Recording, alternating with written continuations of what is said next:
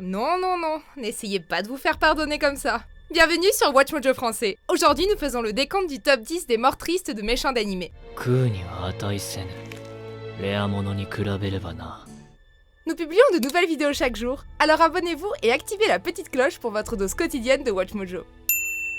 Pour cette liste, nous passons en revue les morts d'antagonistes qui nous ont fait pleurer ou éprouver de la sympathie pour des gens atroces. Vous l'aurez deviné, la liste est remplie de spoilers.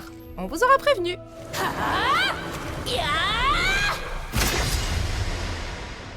Numéro 10, Reiko Tamura, Parasite la Maxime.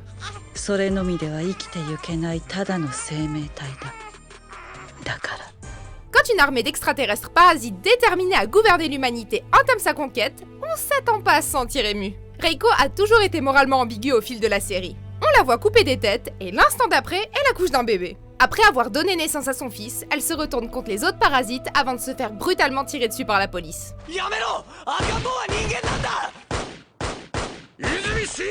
Et le plus étrange, c'est qu'elle aurait facilement pu se défendre, mais elle refuse de le faire afin de pouvoir protéger son enfant humain.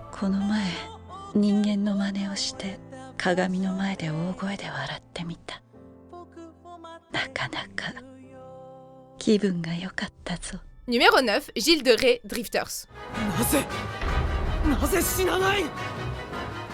Avant de rejoindre les Huns tout-puissants, il vous faut une chose. La haine. Un sentiment que le tueur français Gilles de Rais connaît bien. Aux côtés de l'amour de sa vie, Jeanne d'Arc, l'homme a montré ses talents destructeurs. Mais malgré son allégeance maléfique, Gilles a tout de même eu droit à une fin pleine d'émotions. Dans ses derniers moments, Gilles se rappelle qu'il a commis tous ses méfaits pour pouvoir suivre Jeanne en enfer lorsqu'elle a été condamnée au bûcher. Puis, il a disparu de ce monde à jamais. Numéro 8, Hiro Shishigami, l'astéro Inuyashiki.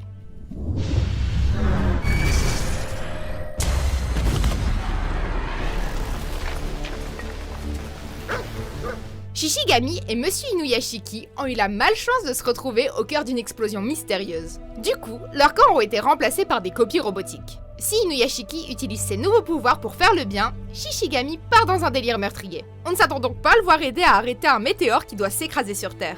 Après avoir compris ses erreurs, le violent jeune homme active son module d'autodestruction dans l'espoir de sauver ceux qu'il aime.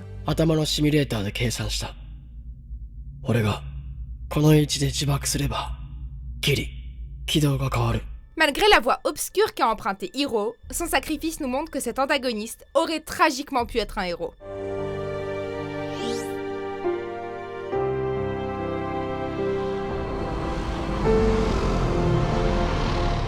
Numéro 7, Shinobu Sensui, Yu Yu Hakusho.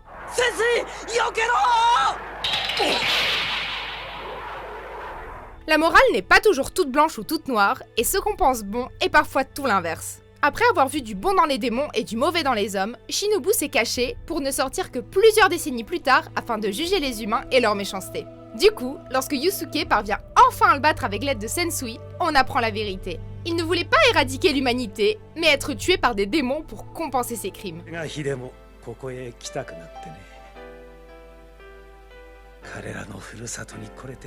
Alors qu'il meurt dans les bras de la seule personne qu'il aimait, on comprend un peu mieux ses actes. Numéro 6, Soichiro Kuzuki et Caster, Fate Stay Night, Unlimited Blade Works.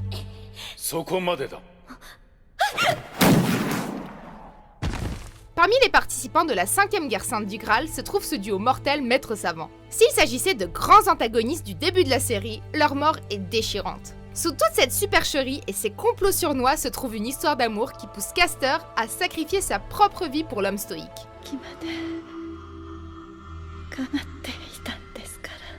Mais le pire, c'est que le carnage ne s'arrête pas là. Alors qu'il peut très bien quitter la bataille, Soichiro décide de continuer à se battre même s'il est certain de perdre.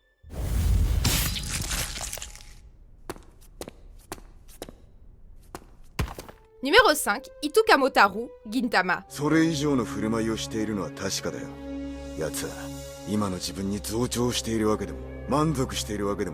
Après avoir été accusé d'être à l'origine de la mauvaise santé de son frère par sa mère, Itu cherche à exceller en littérature et en arts martiaux pour obtenir l'approbation de sa famille, mais n'a réussi qu'à attirer la jalousie. Amer et cynique envers les gens, il voulait trahir ses camarades de Shinsegumi afin de devenir leur nouveau chef.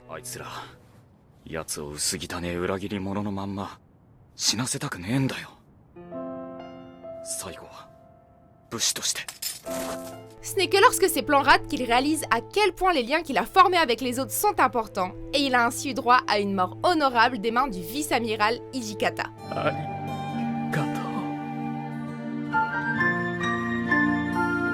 Numéro 4, Ulquiorra Cifer, Bleach.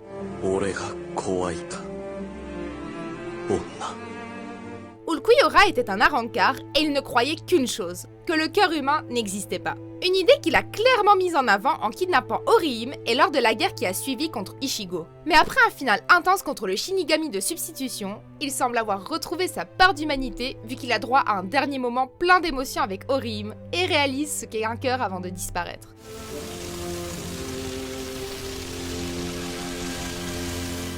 Numéro 3, Meruem, Hunter x Hunter.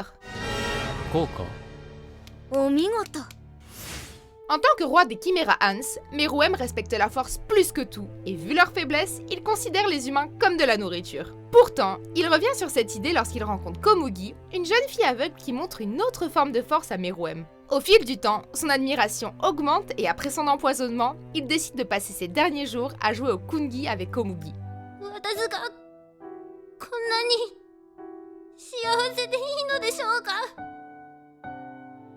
Ils meurent l'un à côté de l'autre, prouvant que même les méchants les plus inhumains peuvent éprouver de l'amour.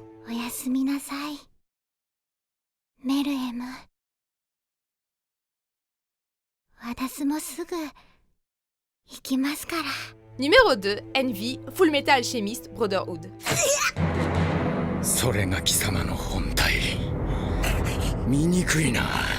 Envy est sans doute le plus détestable de tous les homonculus. Il est bruyant, grossier et trouve de la joie dans la misère des autres. Pourtant, on ressent tout de même de l'empathie pour Envy dans ses derniers moments. Lorsque l'homonculus est réduit à l'état de petite créature toute faible, on comprend pourquoi il enviait l'humanité.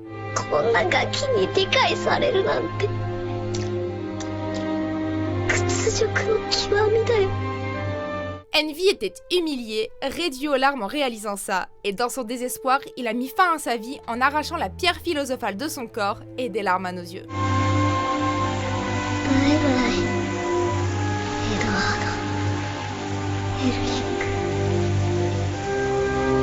Numéro 1, Obito Uchiwa, Naruto Shippuden.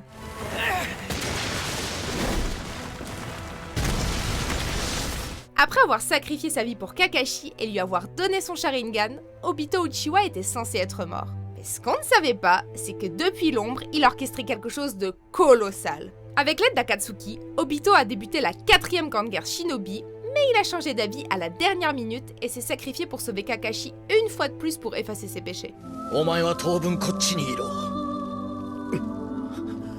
Dans l'au-delà, Obito a pu voir sa chère Rin une fois de plus, ce qui, avec son sacrifice désintéressé, rachète son âme autrefois perdue. Vous êtes d'accord avec notre sélection?